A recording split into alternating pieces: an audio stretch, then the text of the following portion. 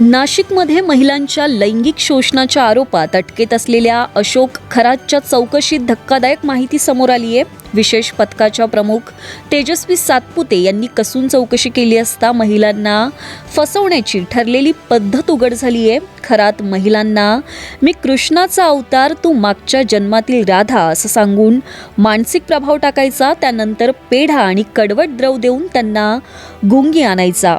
पूजा आणि ध्यानाच्या नावाखाली महिलांसोबत आलेल्यांना बाहेर बसवून एकांत साधून त्यांच्यावर अत्याचार करायचा. दरम्यान पोलिसांच्या हाती 100हून अधिक महिलांशी संबंधित पुरावे लागल्याची माहिती असून गेल्या 2-3 वर्षांपासून हा प्रकार सुरू असून पुढील तपास सध्या सुरू आहे.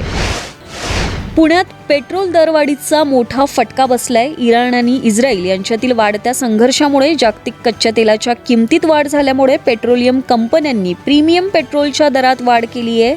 आज 20 मार्चपासून स्पीड प्रीमियम पेट्रोलच्या दरात प्रति लिटर 2.9 रुपयांनी वाढ झाली आहे. यापूर्वी 111.68 रुपये असलेला दर आता 113.77 रुपये प्रति लिटर झालाय. दरम्यान मध्य पूर्वेतील तणावामुळे तेल पुरवठ्यावर परिणाम होण्याची शक्यता व्यक्त केली जाते. विशेषतः होर्मुझ सामुद्रधुनीतील अडथळ्यांमुळे जागतिक बाजारात अस्थिरता वाढू शकते. तज्ज्ञांच्या मते ही दरवाढ पुढेही कायम राहण्याची शक्यता असून सर्वसामान्यांच्या खिशावर त्याचा परिणाम होणार आहे.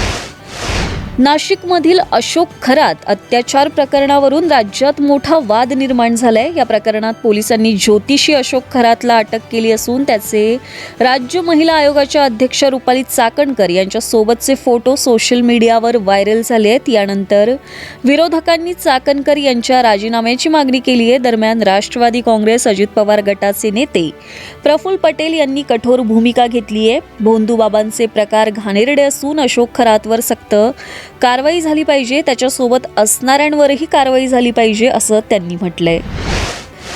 बारामती पोटनिवडणुकीच्या पार्श्वभूमीवर काँग्रेसने आक्रमक भूमिका घेतली आहे. काँग्रेसचे प्रदेशाध्यक्ष हर्षवर्धन सपकाळ यांनी स्पष्ट इशारा देत म्हटलंय की जर शरद पवार यांची राष्ट्रवादी काँग्रेस ही निवडणूक लढवणार नसेल तर त्यांनी तशी भूमिका जाहीर करावी, अन्यथा काँग्रेसकडे अनेक पर्याय उपलब्ध आहेत. तसेच बारामती ही पारंपरिकरित्या राष्ट्रवादी काँग्रेस शरद पवार गट लढवत आलेली जागा आहे, त्यामुळे त्यांनी आपली भूमिका स्पष्ट करणं आवश्यक आहे. अंतिम निर्णय मात्र महाविकास आघाडी एकत्रितपणे घेईल असंही त्यांनी नमूद केलंय. इराण आणि इस्रायल तसेच अमेरिका यांच्यात सुरू असलेल्या संघर्षादरम्यान इराणला मोठा धक्का बसलाय. इस्लामिक रिव्होल्युशनरी गार्ड कॉर्प्सचे मुख्य प्रवक्ते अली मोहम्मद नाईनी हे हल्ल्यात ठार झाल्याची माहिती समोर आली आहे. नाईनी हे IRGCच्या मानसिक युद्ध आणि जनसंपर्क यंत्रणेतील महत्त्वाचे चेहरे मानले जात होते. त्यांच्या मंजुरीनंतरच संघटनेची अधिकृत निवेदनं आणि प्रचार प्रसिद्ध होत असे. मृत्यूपूर्वी त्यांनी एका मुलाखतीत अमेरिकेला आव्हान देत आम्ही इस्रायल अमेरिकेसोबत 6 महिने लढू शकतो असं वक्तव्य केलं होतं. तसेच इराणकडे क्षेपणास्त्रांची कमतरता नसल्याचा दावाही त्यांनी केला होता. या घटनेमुळे मध्य पूर्वेतील तणाव आणखी वाढण्याची शक्यता व्यक्त केली जाते. नेपाळच्या राजकारणात मोठी उलथापालथ झाली असून राष्ट्रीय स्वतंत्र पक्षाने ऐतिहासिक विजय मिळवलाय. या पार्श्वभूमीवर तरुण नेते बालेन शाह 27 मार्च रोजी पंतप्रधान पदाची शपथ घेणार असल्याची माहिती समोर आली आहे. 5 मार्च 2026 रोजी झालेल्या 275 सदस्यीय प्रतिनिधी सभेच्या निवडणुकीत RSPने तब्बल 182 जागा जिंकत स्पष्ट बहुमत मिळवलं. या निकालामुळे पारंपरिक पक्षांना मोठा धक्का बसलाय. निवडणुकीपूर्वीच बालेन शाह यांना पंतप्रधान पदाचा चेहरा म्हणून पुढे करण्यात आलं होतं. पक्षाचे अध्यक्ष रवी लामिछाने आणि इतर नेत्यांच्या उपस्थितीत झालेल्या बैठकीत शपथविधीची तारीख निश्चित करण्यात आली. या निकालामुळे नेपाळमध्ये नव्या नेतृत्वाची नवी सुरुवात होणार असल्याची चर्चा आहे. पश्चिम बंगालमध्ये निवडणुकांच्या पार्श्वभूमीवर ममता बॅनर्जी सरकारने नागरी आणि ग्राम पोलीस स्वयंसेवकांसाठी मोठा निर्णय घेतलाय. सरकारने 2025-26 आर्थिक वर्षासाठी तदर्थ बोनस वाढवून 7,400 रुपये केलाय. यापूर्वी हा बोनस 6,800 रुपये होता, म्हणजेच 600 रुपयांची वाढ करण्यात आली आहे.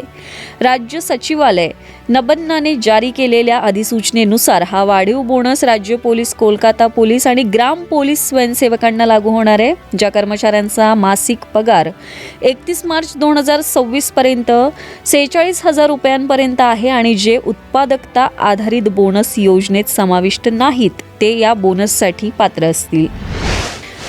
फूड डिलिव्हरी प्लॅटफॉर्म झोमॅटोवरून जेवण ऑर्डर करणं आता महाग झालंय. कंपनीने प्लॅटफॉर्म फीमध्ये 19% वाढ करत ती 12.50 वरून 14.90 केली आहे. म्हणजेच प्रत्येक ऑर्डरवर ग्राहकांना 2.40 रुपये अधिक मोजावे लागणार असून GST लागू झाल्यानंतर ही रक्कम आणखी वाढणार आहे.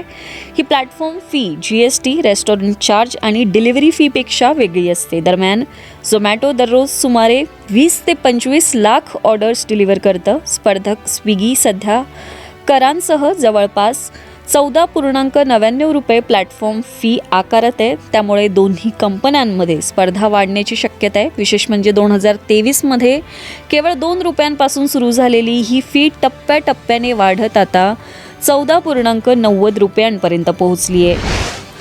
बॉलिवूड अभिनेत्री यामी गौतम सध्या पुन्हा चर्चेत आली आहे. धुरंधर 2 मधील कॅमिओनंतर आता ती नई नवेली या नव्या चित्रपटात मुख्य भूमिकेत दिसणार आहे. हा चित्रपट हॉरर आणि कॉमेडीचा अनोखा मिलाफ असणार असून OTT प्लॅटफॉर्मवर प्रदर्शित होणार आहे. नई नवेली हा चित्रपट आनंद एल राय यांच्या बॅनरखाली तयार होत असून दिग्दर्शक बालाजी मोहन करत आहेत. चित्रपटात भारतीय पौराणिक कथांचा हलक्या फुलक्या शैलीत समावेश करण्यात येणार आहे. या चित्रपटाची कथा दिव्यनिधी शर्मा यांनी लिहिली असून सध्या प्री प्रोडक्शन सुरू आहे. लवकरच शूटिंगला सुरुवात होणार असून प्रेक्षकांमध्ये या चित्रपटाबद्दल उत्सुकता वाढली आहे. IPL 2026 सुरू होण्यापूर्वीच 7 प्रमुख वेगवान गोलंदाजांनी माघार घेतल्याने खळबळ उडाली आहे. यात Harshit Rana, Sam Curran, Nathan Ellis आणि जॅक एडवर्ड्स हे दुखापतीमुळे संपूर्ण हंगामातून बाहेर पडलेत. दुसरीकडे पॅट कमिन्स आणि जोश हेझलवूड हे सुरुवातीच्या काही सामन्यांना मुकतील, तर न्यूझीलंडचा लॉकी फर्ग्युसन कौटुंबिक कारणामुळे सुरुवातीच्या टप्प्यात उपलब्ध नसेल. यातील 6 खेळाडू केवळ दुखापतीमुळे बाहेर पडले असून संघांना आता तातडीने बदली खेळाडू शोधावे लागणार आहेत.